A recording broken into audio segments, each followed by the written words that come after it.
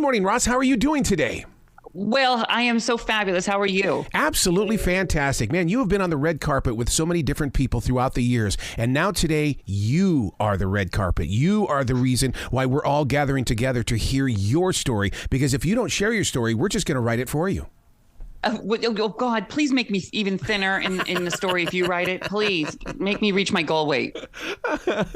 Have you always been this creative? Because, I mean, as a young child, they called me show off. And I didn't understand that, but it was always a performance.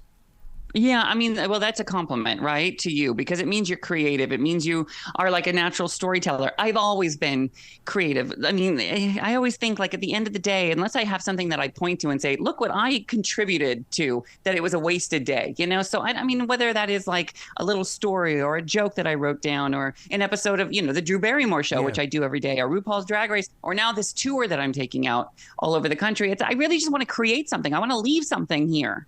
I think it's fantastic that you're doing a tour because you know what? We have all been followers of you. Now we physically get to be in your presence. And I mean, it's so many people. I bet you're going to see people crying out there.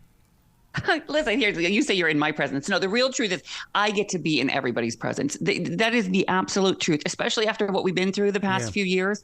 I miss it so much. I miss being on the road. I miss the live crowd. There's nothing like going into a theater with a room of people who have chosen to come out to see you, who have paid, bought a ticket, come to dinner, decided to put on their little outfit, right? To be there and shift that energy, take them on a journey. I know it sounds so cheesy, but there's literally nothing like it. So when I had this summer free, we're in between seasons on the Drew Barrymore show. We come back for season 4 in September. I thought, what do I want to do? I want to go out there again. I have missed you and I'm coming back.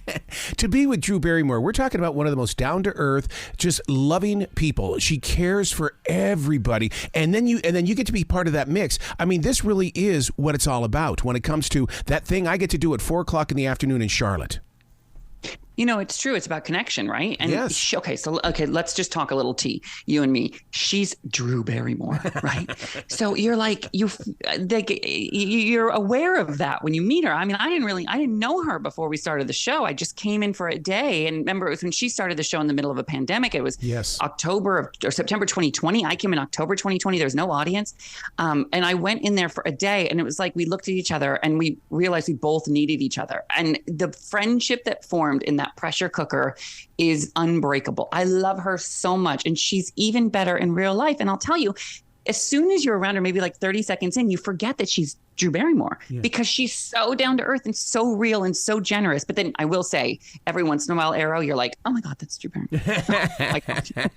You remember because she's iconic, You talk about what happened during the lockdown because she became a part of our binge watch. And now even today, my wife and I, when it's Drew time, we actually stop what we're doing, go watch Drew because it became such a daily thing for us during that lockdown. It was a moment of uncertainty and she gave us that place where we could escape. Well, she was also real about it. She always says our show is a bright spot, not a blind spot. We're very aware of what's going on in the outside world, but we choose to sort of curate a specific energy in our show. And it's not because we have our head in the sand, but it's like because there are amazing stories out there. There are fascinating people and there's good stuff happening too. And we laugh. I mean, God, do you remember fun? It seems like a while ago that we had fun. And our show has just tried to bring that every single day. And, in the beginning, it was tough because it was such an unprecedented time, but it makes me so happy, Arrow, to know that you and your wife, you found us because I feel like the audience has found us. Yeah. Well, more than found us, you are part of our life. That's the thing about it. Oh, and then it creates water cooler conversation that we share with other people. And thank God for streaming because people can go back and watch it. Oh my gosh, yeah. And where we're huge, like on the TikTok and the I don't really know how to use TikTok, but on all of it, that's a lot of people who don't even have cable get our show that way. And it is water cooler because we're having the conversations that you guys are having. We're obsessing over the latest movie. We're having the biggest stars come by. I mean, we're doing fun things with them. Drew has these in-depth conversations. You've seen where she gets like on the floor, sits in their laps and really gets in their faces. Yes.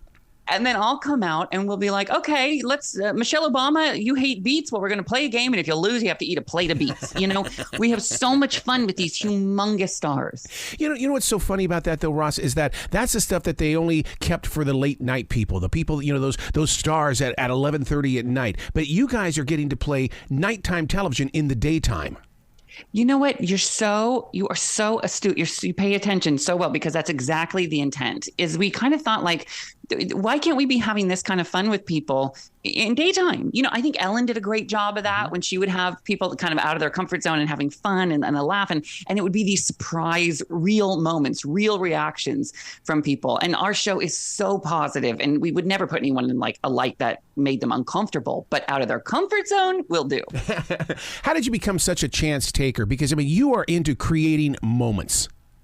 I think, I'm not good at much, It's like I cannot install wallpaper. If your car is broken, I wouldn't even know how to call a mechanic, right? But I do know how to like contribute and how to shift energy and how to make people smile. It's my one superpower. And I just have lucked out that I have managed to turn that gift. My mom always called it a gift because we would go to the bank and I would know every bank teller by name, and I would know who their husband was, and I would know everything. And so my superpower is connecting with people like that. And so I managed just to turn it into a career, starting on The Tonight Show over 20 years ago, and then all the red carpets, Chelsea Lately, RuPaul's Drag Race. I get to be a judge and producer on that show. And now the Drew Barrymore show every day. I study Native American spirituality, and you would be a medicine man. You would be the one that the medicine man would go and find and train them to help heal other people. Oh yeah, just make sure I can't prescribe antibiotics because I would get confused. But I could absolutely do a visit. I think that's what I do. The majority of letters I get from people, emails, are people who are going through tough things, and I know a few things about tough things. I've lost both my parents. I've had really, hard things happen, and I understand it. Sometimes you see something that takes you out of your own pain, that sort of like shifts your energy and gives you a smile. That is my purpose. Let's talk about that for a moment, because you are about getting real. This was my first year without my mother, and so I've lost both of my parents too. But the thing about it is, Russ, I want to ask you, I feel their presence more now than I did when they were here. Did you feel the same? I wouldn't say more, but I definitely feel it differently. It's a different sort of intensity of their spirit, I guess, because and who knows, we don't really know what happens next, but the memories, that ones we choose to like sort of like have linger, those are I cherish those, and then there are certainly things that happen. I'm friends with Teresa Caputo, the Long Island medium, who is so good at what she does, and I have a few medium friends that are are phenomenal. Char Margolis is one too, and there are those sort of validation things that come, and I don't know. I think if you pay attention, something's happening. Whatever religion you prescribe to, whatever, it all sort of lends itself really to an afterlife. There's something there. The soul is somewhere. And I'm so sorry to hear about your mom, but I'm so happy to hear that you feel her still. Oh, man, her ashes are right here in the studio to my left. I'm actually touching them now. She's with me every single moment. Oh, God. I love that you're so close to her. I am as well. So when you host a podcast, that's a different lifestyle, because when you're on television, you get, you're seen, you have to be a certain person, wear a certain thing. But in the world of podcasting, you kind of get to hide in your jammies. What do you do during your podcast moments? Oh my God. So I do a lot of video with my podcast. There's no pajamas. I like to get dressed up anyway. But why I love podcasts is because it does feel like the wild, wild west of broadcasting. Yep. There are no rules. There's no wrong way to do it. There's, feel like everybody's welcome in a way. TV, radio, sometimes you have to really prove yourself to get to a point. But with podcasts, anybody who has a microphone and a computer and a Wi-Fi signal can start to express themselves and maybe catch fire and become the next thing. I think it really evens the playing field. And I love that however you do podcasts is the way to do podcasts for you. Well, I got to tell you one thing. It's because of you and what you've done on the Tonight Show and stuff, where you would go out and do live shots, that I take my podcast out into the community. Like last week, I was at the premiere of the new Little Mermaid, and it's like, yeah, sure, it's noisy, but you know what? Ross was in a place where it was noisy too. I'm going to be just like Ross, because I'm going to take people somewhere. Yeah. Well, and I think people don't need perfection. Perfection is boring. Yeah. I think people, in television, we say shoot it dirty. That's when you kind of see the crew, you grab the camera and you shoot something, you see the sound guy with the boom mic and isn't that the most riveting kind of television? Yeah. Where it feels really like in the moment and raw and anything could happen. So I love that you're doing that, because just as a producer, screw producer. As a viewer, as a consumer of media, I love that. Yeah. Now on the new tour, you get real interactive with the audience. Do you live off that little edge of fear, or do you go, come on, bring it on, because I've got something for everyone? Bring it on. Yeah. I think it's so much better because, listen, I think that stand-up comedy is a very specific skill set, and then I have been doing it now for over 20 years. So I can memorize my set and I can go out there. But I also, between you and me, I don't really have an interest in saying the same thing over and over and over again. And so, not that there's anything wrong with that. It's just, and I do have a set that I like to play with and do. But my favorite thing is when I'm distracted by someone in the audience, not like heckling, but I see something and I find a moment and then I bring them in and then I sort of tailor the show to them. And then there's part of my live show with I Gotchu, Gurl, which I'm taking all over the country, where I'm kind of done doing my stand and I go out into the audience. We play games. Nothing's off limits. We have so much fun. And, some of the most amazing things that happen on stage are because of the people out there. And it's like we started talking about at the beginning of this.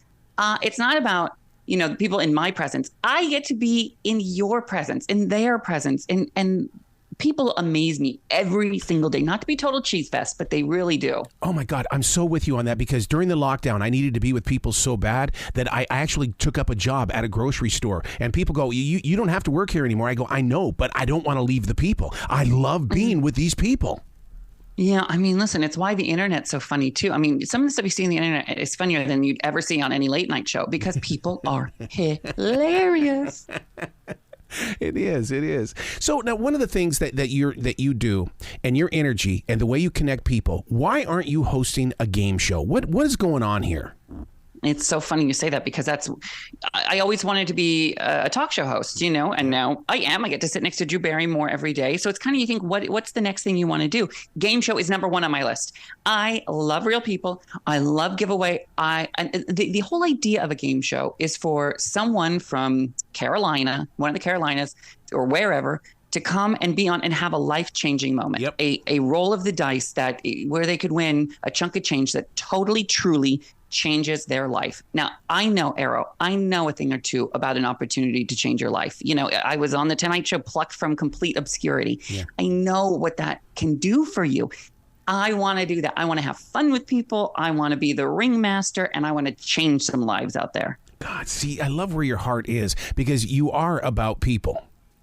Oh, totally. You have to have an intention. I think you do, and if you see it, everything I've done has, of course, I'm a little wackadoodle and we have fun and stuff. But if you really look at it, there is such an intention through. It started on the Tonight Show when I looked at that camera and they said, "Are you nervous?" And I pretended like I was talking to my best friend, Taya, and it's like, if I can just bring people on this journey with me and try to make them happy, that is my through line. And you look at everything I do, that's totally my intention. You're so right about that, because when I go to voice classes and things like that, they'll go, "Who are you talking with? What's her name? How many kids does she have? Okay, now what kind of a car does she have? What is she drinking tonight to let things go?" And so you envision that purpose, and all of a sudden you walk the walk. Oh, totally. It makes it human. It's just the connection. And seriously, do I sound cheese fest? Do I sound like a motivational speaker? I don't mean to be. It is not cheesy to want to connect with people and to have a purpose, but it really is. It's a business. Show business is tough, all of this, all of that. But I think that's why maybe I'm coming back to going out on the road. Yeah. Because I can control it. There are no network executives telling me. They're not focus grouping what I'm saying. It's me reading the room. See, that's natural talent. Now if we can only do that with music, where we can get songs on the radio and just allow that to happen, because when you allow you to be you, oh my God, people are moved. Yeah, I think so. I don't know. I'm trying. I just kicked off the tour on Long Island last week. Wow, what an experience it was. It was even better than I had hoped. I sat in my office. I wrote this. It's weird when you're writing material and you just look against the wall and think, I think that's funny. I think that's what I want to say, But then when you put it up on its feet, it is so rewarding. And I cannot wait to just keep going across the country and doing this. That is my goal, is to have the Drew Barrymore show, and then on weekends go out. Jay Leno did that. Yep. Every weekend he'd go out. And I think he always had his finger on the pulse of America because he did that. I think that's why one of the reasons he was so good at what he did. Well, see, isn't that the golden rule? Go sit with the people so that you know the people.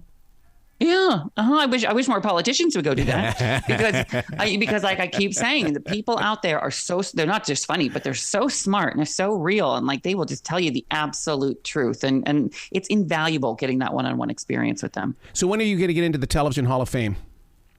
Right? I mean, hello, why am I not in yet? I really, can I tell you something, Errol? I don't even think I've done what I'm going to do yet. Right. Is that weird to say? No, I totally get that. Yeah, 22 years in, and I'm like, I don't know if I think the biggest thing is still waiting for me. Yep. You got to come back to this show anytime in the future. The door is always going to be open for you, Mr. Ross. Thank you so much. Listen, it is a complete joy, Errol, and I cannot wait to talk to you again. And I'm going to bring my live show, I Got You Girl, to the Carolinas. That's a promise. Please do, because I'll see you. You'll probably be over there at the Night Theater, which I can't wait to see you in. Okay, great. I promise you, when I go, you better be front row. I'll hook you up. Right. You be brilliant today, okay? Okay, thanks so much, you guys.